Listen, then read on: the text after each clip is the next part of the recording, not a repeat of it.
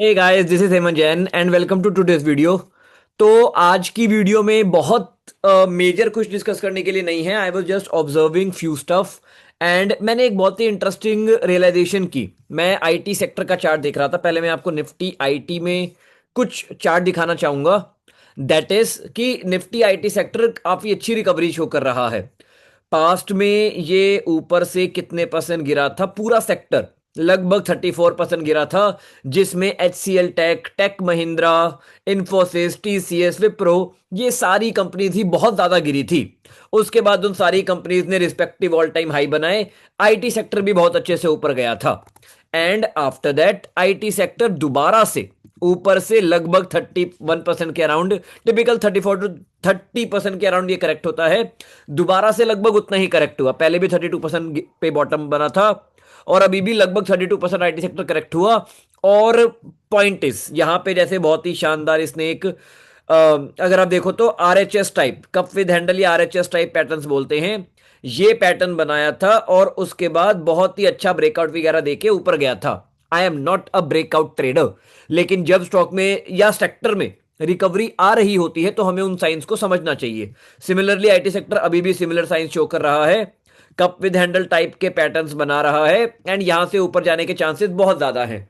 तो IT sector half recover कर चुका है। मेरा हाइपोथेसिस ये है कि यहां से आईटी सेक्टर पूरा रिकवर तो बहुत छोटी बात है, वो तो करेगा ही, उसके साथ साथ आईटी सेक्टर और नए नए ऑल टाइम हाई भी बनाएगा।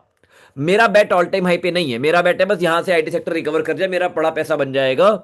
अब जो ये आईटी सेक्टर इतना ऊपर आया है, हमें कौन कौन से स्टॉक्स को लेना चाहिए, लोग यहां पे क्या गलती करते हैं, मैं दो चार चार्ट आपको दिखाना चाहूंगा। H C L tech, since मैं इन चार्ट पे बाय सेल रिकमेंडेशन नहीं दे रहा हूं तो मैं रीसेंट डेटा यूज कर रहा हूं। मेरी कोई भी बाय सेल की रिकमेंडेशन नहीं है।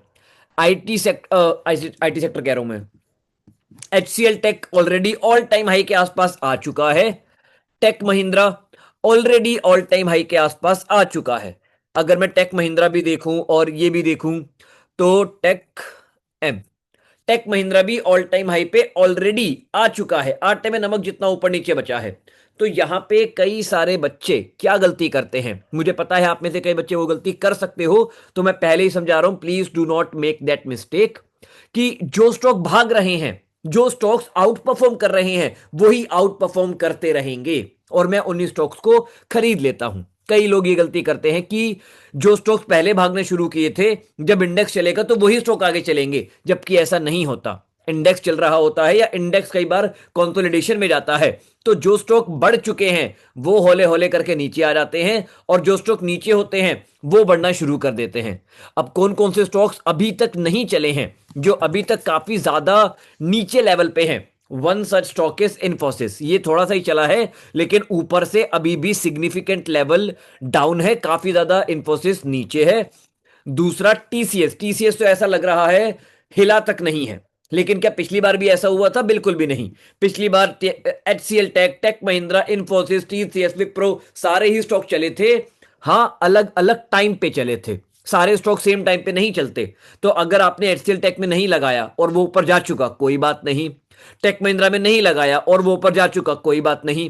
आप इन्फोसिस, टीसीएस एंड विप्रो, इनको अपने रूल्स के अकॉर्डिंग स्टडी करके डिसीजन ले सकते हो, क्योंकि जाना तो है ही ऊपर, क्योंकि आईटी सेक्टर को ऊपर जाना है, क्योंकि इंडिया की इकोनॉमी ऊपर जा रही है, तो इन सब चीजों को ऊपर तो जाना है ही। तो थिंक लाइक दिस। कई बार ये गलती बड़े से बड़े लोग भी कर जाते हैं कि जो स्टॉक्स आउट परफॉर्म कर रहे हैं, पीपल टेंड टू अज्यूम कि वही स्टॉक्स आउट परफॉर्म करते रहेंगे, जबकि ऐसा सच नहीं है। जो स्टॉक्स देखो, इट्स लाइक बिग प्लेयर्स कैसे सोचते हैं, बिग प्लेयर्स एक ही चीज को ऊपर नहीं लेके जाते। उनका पैसा एक जगह उन्होंने सस्ते में खरीदा था, अब वो महंगा हो गया, तो वो उस महंगे को बेच के जो नेक्स्ट बेस्ट सस्ती चीज है, जो नेक्स्ट बेस्ट ग्रेट अपॉर्चुनिटी है, वो अपना पैसा वहां पे डालने की कोशिश करते हैं। तो इस तरीके से उनका पैसा रोटेट होता है। अक्रॉस द सेक्टर भी वो यही करते हैं। अगर एक सेक्टर लिमिट से ज्यादा परफॉर्म कर गया, अगर एक सेक्टर लिमिट से ज्यादा परफॉर्म कर गया, तो सारे जनता रिटेल उसके पीछे भागती है।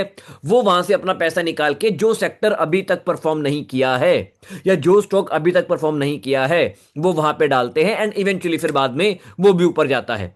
तो ये एक हिस्ट्री है जो बार बार बार बार बार बार खुद को रिपीट करती है एंड हमें ये चीज समझनी पड़ेगी। बैंक्स ऑल टाइम हाई बना के गिर जाते हैं, तो गिरने दो, गिरने वाले को कौन रोक सकता है। अब जैसे ऐसे पॉइंट ऑफ टाइम पे मैं बजाज फाइनेंस की वीडियो चाह के भी नहीं बना सकता, क्योंकि बेशक ये ऑल टाइम हाई तोड़ा इसने, ऊपर गया, लेकिन ना तो ये इनफ गिरा है कि मैं बाय करने के पर्सपेक्टिव से वीडियो बनाऊं कि हाँ भाई वैल्यू बाय है। वैल्यू बाय किसी भी एंगल से नहीं है, मतलब ही नहीं बनता। और सेल मैं बहुत ही पहले कर चुका हूं, मैं तो बल्कि ऑल टाइम हाई के अराउंड यहीं पे मैं सारा माल अपना बेच चुका हूं। उसके बाद कहीं भी जाए मेरे को फर्क नहीं पड़ता। तो अगर इनफ 30-40% नीचे गिरा तो मैं स्ट्रेटेजी के अकॉर्डिंग स्टडी करके आपके साथ जरूर डिस्कस करना चाहूंगा। लेकिन यहां पे बिग प्लेयर्स एक रात में नहीं बेचते हैं, इट्स अ टेरिटरी। हौले हौले करके अगर ये कंसोलिडेट कर रहा है एंड हौले हौले करके गिर रहा है, तो you are smart enough, you should be smart enough, अभी तक you should be smart enough to understand कि यहां पे बिग प्लेयर खरीद रहे हैं या बेच रहे हैं। अगर यहां पे वो खरीद रहे हैं तो यहां पे क्या कर रहे थे, बेच रहे थे क्या? और अगर वो यहां पे खरीद चुके हैं तो यहां पे क्या कर रहे होंगे? You should be able to understand this things. जब आप इस तरीके से कॉमन सेंस के साथ डिसीजंस लेना सीखोगे तो आपका पैसा अपने आप मार्केट में बढ़ेगा भी, और काफी तेजी से आपका पैसा मार्केट में ग्रो भी करेगा और सेफ एंड सिक्योर भी रहेगा। और आपके स्टॉक ज्यादा गिरेंगे भी नहीं, क्योंकि there is a concept of margin of safety. अगर आप स्टॉक को तब खरीद रहे हो जब वो ऑलरेडी 30-40% डाउन है, तो वहां से और 20-30% गिरेगा, इसके चांसेस बहुत ही कम है। लेकिन ऑल टाइम हाई से स्टॉक बड़े आराम से शहीद हो सकता है। मैं बस रेंडमली अब एक नाम लेना चाहूंगा, तानला। तानला में कई बार मैंने अपना पैसा डबल किया है, रिसेंटली धूल चाट रहा है। और 100% के लिए मैंने एक स्ट्रेटेजी के अकॉर्डिंग पहले से बाय किया हुआ है, जिसका टारगेट आना बाकी है। एबीसीडी स्ट्रेटेजी में इसमें लगाते रहता हूं। अगर आपने यहां पे ब्रेकआउट ब्रेकआउट खेल के फंस गए तो मित्रों आप फंस गए। तो ये धूल चाट रहा है, इस पे कभी और वीडियो आएगी कि क्या करना चाहिए। अभी मैं तानला पे कुछ भी कमेंट्री कुछ भी नहीं बोल रहा हूं। It is falling like a knife.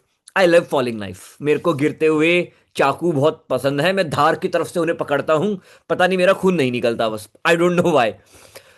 मुझे नहीं पता क्यों नहीं निकलता, वो मैं आपको सिखाते रहूंगा। आई होप ये छोटी सी quick video on IT sector आपको अच्छी लगी होगी। अच्छी लगी है तो डेफिनेटली यार चैट में thank you for this video जरूर लिखना। And please consult with your financial advisor before making any financial decision. मेरा मकसद आपको यहाँ पे बस वैल्यू ट्रेडिंग स्ट्रेटेजीज का एक झलक देना है, सिखाना है कि वैल्यू बाय अपॉर्चुनिटीज के बेसिस पे वर्क करके आप बड़ा पैसा मार्केट में किस तरीके से कमा सकते हो। मिलता हूं मैं आपसे नेक्स्ट क्लास में या नेक्स्ट वीडियो में। Bye bye, take care and happy investing. Bye bye and जय हिंद।